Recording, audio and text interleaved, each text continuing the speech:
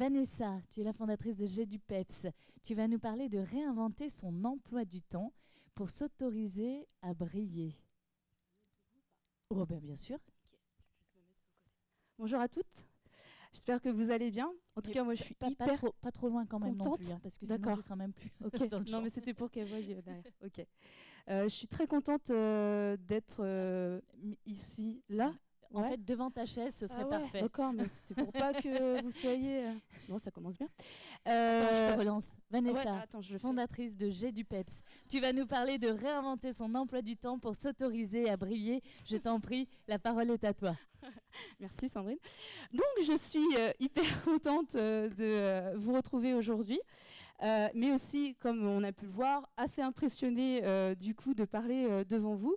Impressionnée parce que en fait en 2017, à la première édition du salon professionnel, j'étais à votre place, assise ici, mais j'étais pas devant, moi j'étais carrément au fond de la salle, en bout de rangée. Si j'avais pu avoir l'option cachée derrière le mur, je pense que je l'aurais pris. Du coup, j'étais donc en reconversion professionnelle, enceinte de mon 3e enfant, et j'étais plus dans l'aspect projet d'entreprendre. J'avais cette soif d'entreprendre. Et je me suis dit, en préparant cette conférence, qu'est-ce que j'avais retenu en fait de ce premier salon? Comment j'étais sortie en fait du salon? Et en fait, je me suis dit ça. Si, en gros, Vanessa, si tu changes pas de vie maintenant, quelqu'un d'autre le fera à ta place. Donc en gros, si tu bouges pas tes fesses familièrement, voilà, rien ne va se passer. Donc je suis partie vraiment dans cette idée-là. Donc j'ai suivi mes 2 motivations principales, c'est-à-dire satisfaire ma soif d'entreprendre et puis profiter de mes enfants et du 3e enfant qui allait arriver. Donc je me suis focalisée là-dessus, donc vie privée, vie pro, super, parfait. Conciliation vie privée, c'est ce qu'on dit, il faut concilier les deux. J'ai fait ça pendant plus d'1 an. Et en fin d'année 2018, en décembre 2018, un matin, impossible de me lever. Je dis à mon mari, occupe-toi des enfants. J'ai la gastro, je pense que c'est fichu, je ne pourrais pas m'occuper des enfants. Donc je reste cloîtrée dans mon lit pendant certaines heures. Et à un moment donné, je comprends que je n'ai pas la gastro et je comprends qu'en fait, j'ai besoin de prendre du temps pour moi et de m'arrêter vraiment sur ma vie. Et c'est en fait l'erreur que j'ai faite en sortant du salon professionnel, c'est que je me suis focalisée sur ma vie privée et ma vie pro, mais je ne me suis pas arrêtée sur ma vie au moment où je suis sortie du salon, pour savoir ce que je voulais demain dans ma vie. Et donc, j'ai pris ce temps-là, ce matin-là, quand j'ai pas pu me lever. Et donc, j'ai dit, Vanessa, lève-toi et marche. Donc, je me suis levée de mon lit, j'ai marché vers mon ordinateur. Par contre, je suis retournée dans mon lit avec mon ordinateur. Et la première chose, en fait, que j'ai tapé, c'est le mot bonheur. Donc, pendant 2-3 heures, j'ai lu les articles, j'ai écouté les podcasts, j'ai regardé des vidéos sur le bonheur. Et au bout de 3 heures, j'ai fermé mon ordinateur et j'ai compris qu'en fait, c'était pas le bonheur que je cherchais parce que j'étais heureuse, mes enfants étaient en bonne santé, moi aussi. J'avais construit la vie de famille que je voulais, profiter de mes enfants. J'avais satisfait ma soif d'entreprendre, mais en fait, je m'étais totalement zappée. Totalement. Donc, je prenais plus de temps pour moi, plus de sport, plus d'activités de lecture, plus rien. Et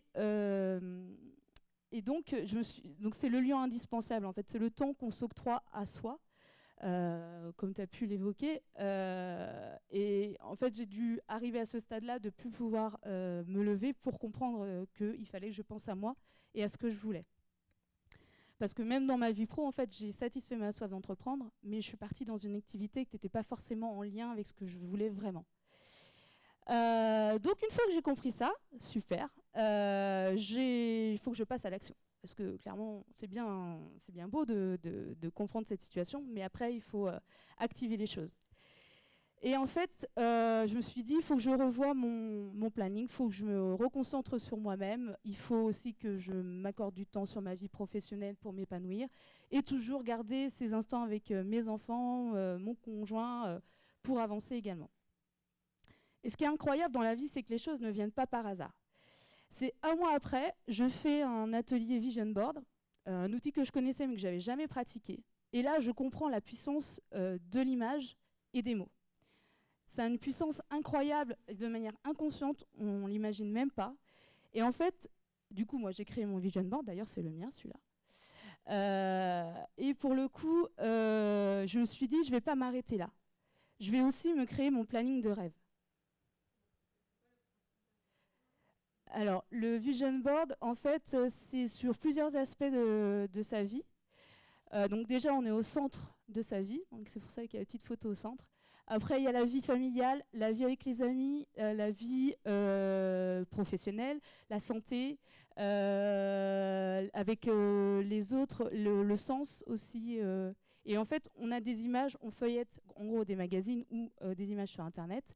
Et ce qui nous parle, les mots, les images qui nous interpellent dans ce qu'on veut dans les différentes sphères de la vie. Et généralement, par exemple, ce que j'ai pu mettre sur mon vision board, 90% pour l'instant, c'est produit. Je vais y revenir après.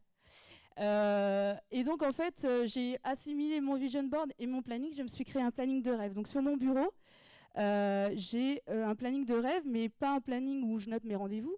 Un planning où j'ai des images qui me rappellent les moments où je suis avec mes enfants et qui me motivent.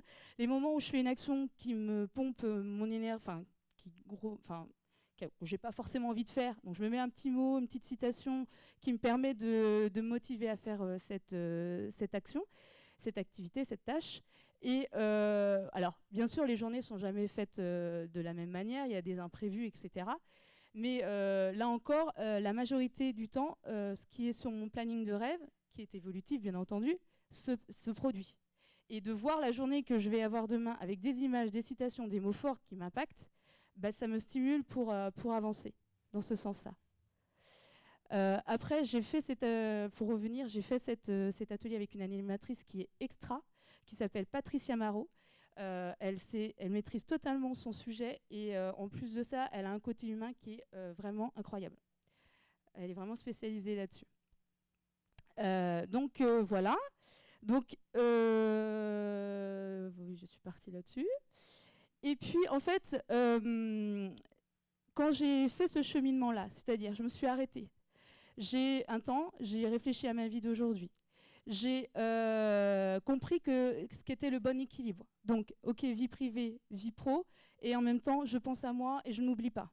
Quand je suis passée à l'action en me créant mon planning de rêve, qui du coup me permet d'aller vers là où j'ai envie de vivre, enfin là où je me vois demain, mes envies, en écoutant mes envies. Eh bien, en fait, j'ai marqué, je me suis fait plaisir, et c'est tout bénef, parce qu'en fait, j'ai tout gagné en faisant ces actions-là. Et en même temps, j'en ai gagné 2 bénéfices. La première, c'est que j'ai dépassé une peur. Je vais revenir en arrière. Vous voyez un avion là sur mon tableau vision board. C'est en fait ma plus grosse peur depuis des années, je pense, c'était de prendre l'avion. Je l'ai pris il y a 10 ans. Ça a été une catastrophe au retour, problème de santé, j'ai pas du tout maîtrisé mes émotions. Et cette année, le 14 juillet 2019, j'ai repris l'avion. Je suis revenue, tout va bien. Et je suis prête à le reprendre.